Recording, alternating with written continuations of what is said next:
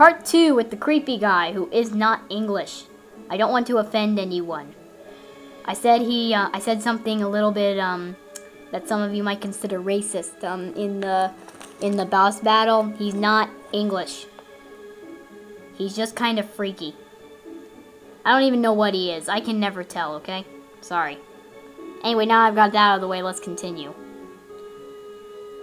But when he lost that battle to you, he had a change of heart.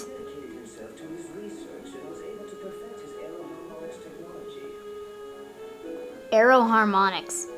That kind of sounds familiar. I think that's an actual kind of technology. I don't remember. My brain is farting, like Jamos does on a daily basis.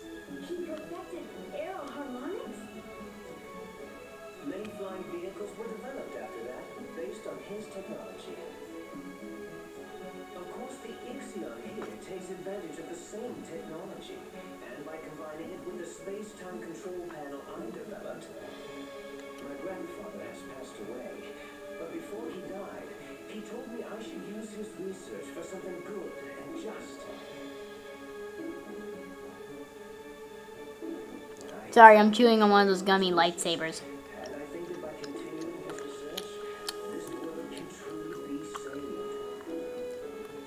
Dr. Jimmy, he was quite a guy. Yes, and you helped him become the man he was.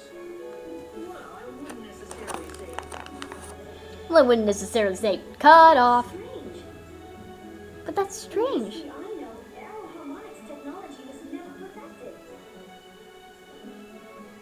Our travels must be creating a new history for the world. Do you think that's okay? Well, I'm still getting the hang of this, but I'm thinking that maybe history as you know it is not necessarily the one true history. That's impossible! Listen to Sartorius! Any of you ever watch Yu-Gi-Oh! GX?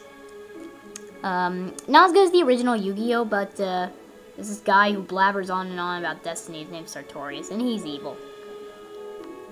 But with a name like Sartorius, how could you just not be? Okay, I'm gonna shut up now. We've also been able to add new flows to it. As well as fixing the flow of time that Griffin has disrupted, we also managed to add the new flow, add new flow to it. Yeah, in case you didn't hear. And though these have been different from the original flows, maybe they're meant to be the real world history. Ultimately, you could say that even Griffin himself is playing a necessary part in creating a new complete history. Griffin? Necessary? You can't be serious. Well, why not? That looked weird. What she just did, she went, mm. She didn't say that, but that's just what her body language was telling me. Doctor, something terrible's happened. Uh-oh. Here we go. This is the dramatic part. In the west are coming under attack from Griffin. That guy keeps flailing his arms if you let him do something, or if you keep the text going. Get me Elena. Elena? Huh? Elena. Your name, Mother. There we Just go. who is my mother? And why isn't she with us? Even my own father wouldn't answer my questions. Now I realize that Father hoped I would find out those answers for myself. This is a touching moment, but there's one that's even more touching to me.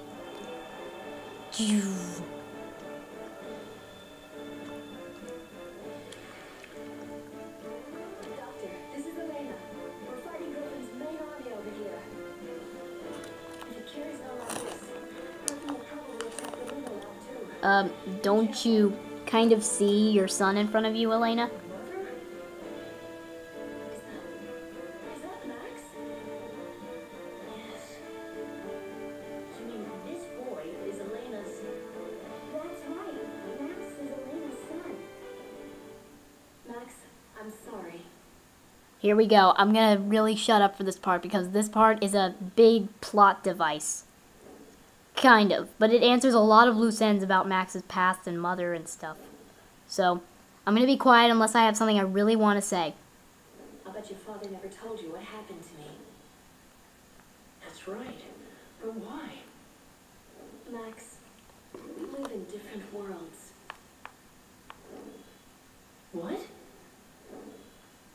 Oh, look at that. The volume completely covers up the subtitles.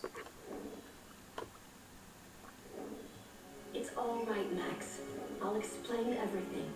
You know, you're under attack from Griffin soldiers, yet you have time to explain your past to your son. Oh, and here's the cool music that's like sacred music. I'll tell you why I couldn't go on living with you. But to explain that, I need to explain what's going on in this world now.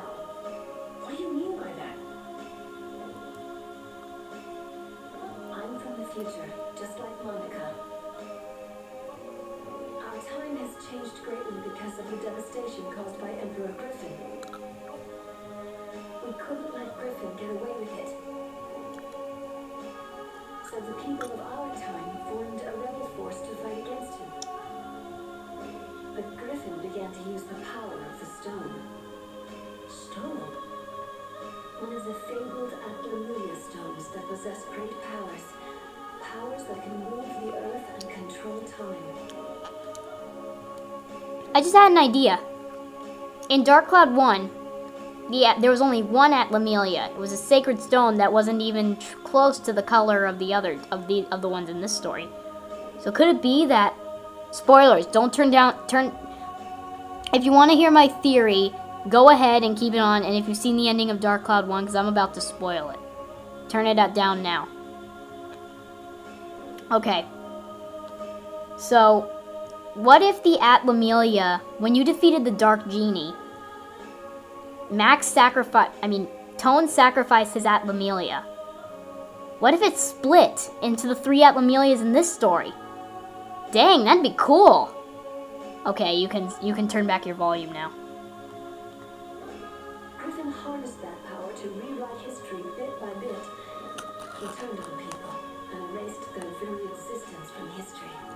Atlamelia are strange jewels with a will of their own.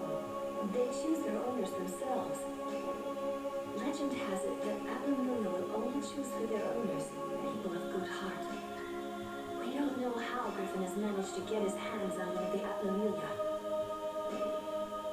But the fact is, he can use the power of that stone. And for us to be able to fight him, we needed one too. 3 Atlamelia exist in the world. The first is the Sunstone, which Griffin possesses. The other 2 are the Moonstone, which emits a blue light, and the Earthstone, which emits a red light. Griffin tried to increase his powers by gaining possession of the remaining 2 Atlamelia. So we searched for the remaining 2 stones. First, we traced the owner of the Moonstone. That was Monica's father, King Raybrand. At first we thought we could inherit the Atlamelia from King Raybrand to help us in our fight against Griffin.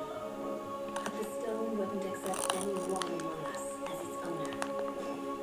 And so, in the end, we were unable to get the stone. We guarded King Raybrand so that the stone would not fall into Griffin's hands. We decided to protect the person that the stone had chosen from the threat of Griffin. But Griffin was devious, and he assassinated King Raybrand. Griffin didn't get his hands on the stone, though. The stone refused to become Griffin's, and instead chose King Raybrand's daughter, Monica, as its new owner. That's how the second stone came to be Monica's. And so we looked for the last remaining Atlamelia, the Earthstone. But we couldn't find it, because it didn't exist in our time. According to the prophecy of the great sage, Crest, the Earthstone existed 115 years in the past. Its owner was a young boy called Gerald. We knew that Griffin would use his powers to travel through time and go back to Gerald's era looking for the stone.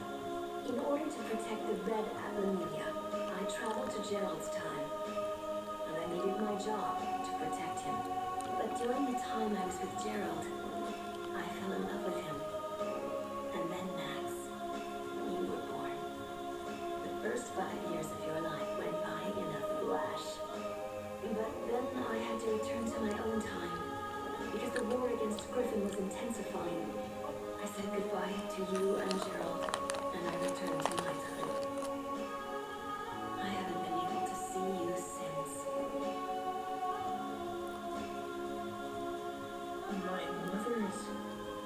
from the future? I know this is hard for you to hear, Max. That's right, and we're the ones that were chosen by these two Atlanuia. But I was just given this stone by my father. No, not exactly. Your father couldn't even touch it anymore. Hemi just sneezed in the background if you heard that. He must have realized the stone had chosen a new owner. Gerald couldn't touch it himself, but he saw you could play with it without effect. The Atlanuia chose you as its new owner, so Gerald let you have it. New part. Bye-bye.